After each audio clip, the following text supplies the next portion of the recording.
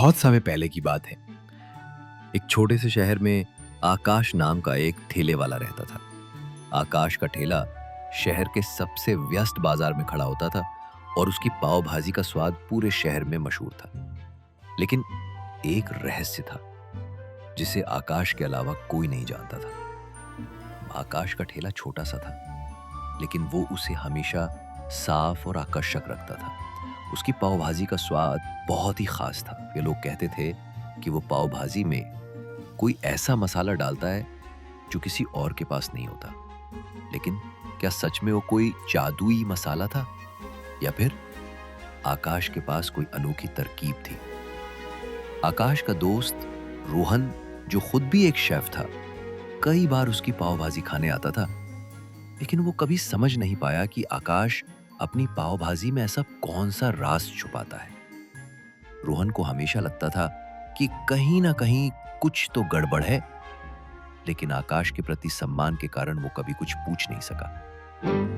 एक दिन बाजार में एक अजनबी व्यक्ति आया। देखने में वो एक व्यापारी जैसा लग रहा था और उसकी आंखों में एक गहरी चालाकी छुपी हुई थी। उसने आकाश की पाव भाजी खाई और तारीफ करते हुए कहा, तुम्हारी पाव भाजी बहुत स्वादिष्ट है।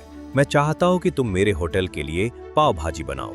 तुम्हारी मेहनत और ये स्वाद तुम्हें बड़ा व्यापारी बना सकता है। आकाश को यह प्रस्ताव सुनकर थोड़ी उलझन हुई। उसने पहले कभी किसी होटल के मालिक से ऐसा प्रस्ताव नहीं सुना था। उसने इस प्रस्ताव को अस्वीकार करने का मन बना लिया, लेकिन उस आदमी ने उसे एक और लालच दिया। आकाश का दिल तेजी से धड़कने लगा। वो जानता था कि ये मसाले की रेसिपी उसकी माँ ने उसे सिखाई थी, जो अब इस दुनिया में नहीं थी। ये उसके परिवार की धरोहर थी और वो इसे किसी और को नहीं देना चाहता था।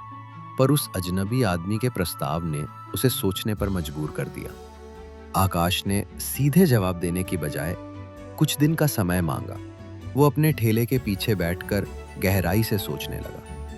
उसके दिमाग में विचार आया, एंड क्या ये आदमी मेरी पाव भाजी के असली रहस्य को जानकर मुझे धोखा दे सकता है और मेरी पहचान छीन सकता है? अगले कुछ दिनों में आकाश ने कुछ अलग करने का निर्णय लिया। उसने सोचा कि वो अपने मसाले की रेसिपी बदल देगा। लेकिन फिर उसे एक और विचार आया। उसने शहर के सबसे अच्छे मसाला व्यापारी से संपर्क किया और बताया कि उसे एक खास तरह का नकली मसाला तैयार करवाना है। इस बार आकाश ने तय किया कि वो उस आदमी को असली मसाला देने की बजाय नकली मसाला देगा और देखेगा कि क्या वो सच में उसकी पाव भाजी की असली पहचान जानता है कि नहीं।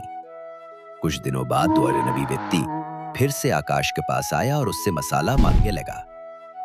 आकाश ने उसे वो नकली मसाला दे दिया जिसे उसने उसी दिन तैयार करवाया था। वो आदमी वो मसाला लेकर खुशी खुशी वहां से चला गया। लेकिन जब उसने अपने होटल में वही पाव भाजी बनाने की कोशिश की तो स्वाद बिल्कुल अच्छा नहीं था। लोग उसकी पाव भाजी को नापसंद करने लगे। आखिरकार आकाश ने साबित कर दिया कि उसके स्वाद का राज सिर्फ मसाले में नहीं, बल्कि उसकी मेहनत, सच्चाई और माँ के प्यार से सीखी गई विधि में था।